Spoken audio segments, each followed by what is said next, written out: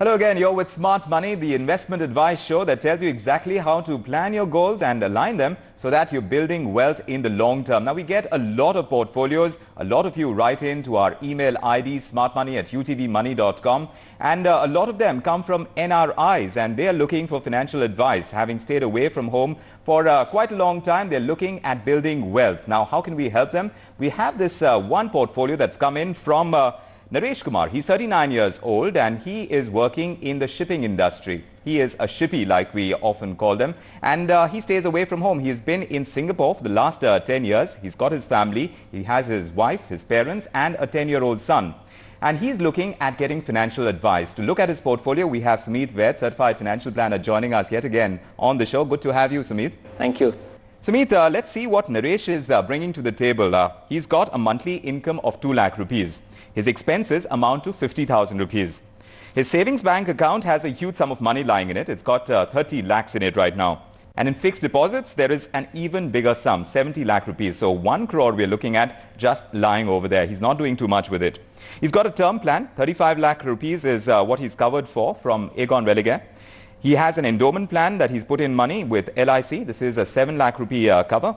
Health insurance, he's got 1 lakh rupee put into Tata AIG's plan. And in ULIPs, he's got money put inside a Reliance ULIP. The sum assured over there is 2.5 lakh rupees. In mutual funds, he's got 9 mutual funds overall. The current value is 10 lakh rupees. He's been doing SIPs of 5,000 rupees in all these funds since 2007. He's got quite a good spread. Like I said, 9 mutual funds right now. And gold, he's put in 3 lakh rupees. So he's asked us certain questions. Well, they're very basic questions. He wants us to take a look at his portfolio and tell him exactly how he can align it towards his goals. So he doesn't mention his goals, something that we always suggest that you do, because at the age that you're at, 39, you need to know what you're planning for so that all your questions when it comes to your portfolio can be sorted out like that. Wouldn't you agree? Yes, definitely. So retirement planning, we can safely assume, can be a good goal, and he's got a 10-year-old son. So his education, his marriage, etc., he's got to plan for those. That's right. At the outset, how does this portfolio look to you? Very typical of NRIs, okay? Very typical NRI portfolio. And what I mean by that is, if you look at this portfolio, it gives a sense of a pretty healthy portfolio purely from a savings point of view. He has the potential to save 1.5 lakh rupees a month, which he's doing, and that reflects in the portfolio in which about crore of rupees lying in bank, split between bank fixed deposit and savings bank account. And then there are a large number of mutual funds, little bit of insurance here and there and stuff like this. So he's done the first step of saving money regularly in a very disciplined manner. But the next step very clearly reflects that there's lack of focus. And usually it happens more in case of shippies because they're moving around. They're not based at one particular place. So they don't actually have the time to be able to look at their portfolio on a regular basis like they need to. That's right. Sumit, you suggest financial plans to a lot of people, and I'm sure a lot of them are NRIs who are looking at building wealth back home. Real estate is one area. For shippies especially, we get a lot of questions, and obviously this is one area that they're always looking at. So it is surprising that Naresh hasn't looked at it very carefully. But looking at real estate right now and looking at the prices that we are in a city like Mumbai, do you think it makes sense to put in money over there, considering that a lot of people are saying that prices are too inflated right now? Why would you want to put in money into real estate? Okay, this is our philosophy or thumb rule in real estate. Every time is a good time to buy, especially if you're not buying it for speculative activity.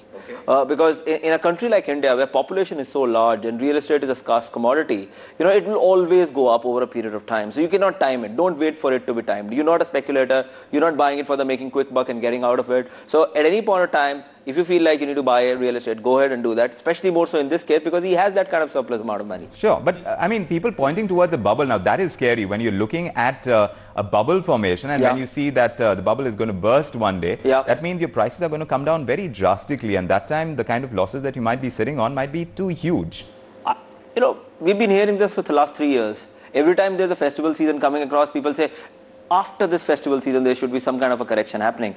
I agree the prices are going up very fast. I agree that there is a potential bubble into it. But over a longer period of time, we have been proven wrong again and again because the inherent demand is so high that, any substantial structural correction in the real estate price is very difficult to really fathom out. So what I'm trying to say is something which is applicable in equities also. It's not about timing. It's about time in the market. So it's same for real estate. If you want to buy real estate, don't wait for a perfect time. You'll never get one. If you have money, go ahead and buy it. Right. So at 39, looking at the kind of goals that we have identified, retirement planning and his child's education, etc. If you are looking at those, then what kind of asset allocation needs to go towards real estate? I think I look at slightly differently. I look at his current bank deposit. So clearly, if I have to, without doing much deeper analysis, advise him, he can easily look at a property at 2 to 2.5 crores. Because what you can use the current money which is lying in banks to put upfront as a purchase amount and take a housing loan which can be 50% of the overall value and repay it over a period of time through his regular savings out of his salary. That will also leave him enough amount of money to plan his retirement and his son's education. Right. So, out of the 1.5 lakh rupees, if 1 lakh goes towards EMI of house, and 50,000 he can use it for retiral as well as for his son's education, that's a perfect solution. Fair enough. Looking at 9 mutual funds, that's what he's got in his portfolio. You would think that he might be a little over-diversified over here. Not little, he is very over-diversified. He's almost running an index fund. If you really look at 9 mutual funds, which is across kind of genres of fund, and his returns, without even analyzing, I'm telling you, is suboptimal. So what does he need to do? He needs to cut them to half. From 9, he should come down to maximum of 4 to 5. And broad strategy should be focus on large cap and mid cap. Rule out opportunity fund. It's a very, very loose way of defining the fund as opportunity fund. So he should stick with DSP BlackRock Top 100. It's a perfect trend. Birla Sun Life Frontline Equity fits in very good. Birla Sun Life Mid Cap fits in very good. Reliance Growth fits in very good. Reliance Regular Savings Equity fits in very good. Should stick with these 5 funds, cut out the rest of it, and then go and create a portfolio based on this on a regular SIP, provided he's linking each of these investments to his goals. Now, since he's an NRI right now, there are certain tax implications for NRIs who have bank accounts over here. Yep. They have to declare their status, and obviously they're going to be taxed accordingly. Yes. What does Naresh need to keep in mind, or people like Naresh who are based out of India? Sure. I think NRIs need to keep 2-3 specific things into mind. One is declaration of their status. Many times we see people are not very comfortable about declaring their NRI status. And usually these are the people who have maintained bank accounts in India, normal savings bank account and other bank accounts, and they've gone out for job and they might need to come back at some point of time. They're very uncomfortable declaring status. And why is that?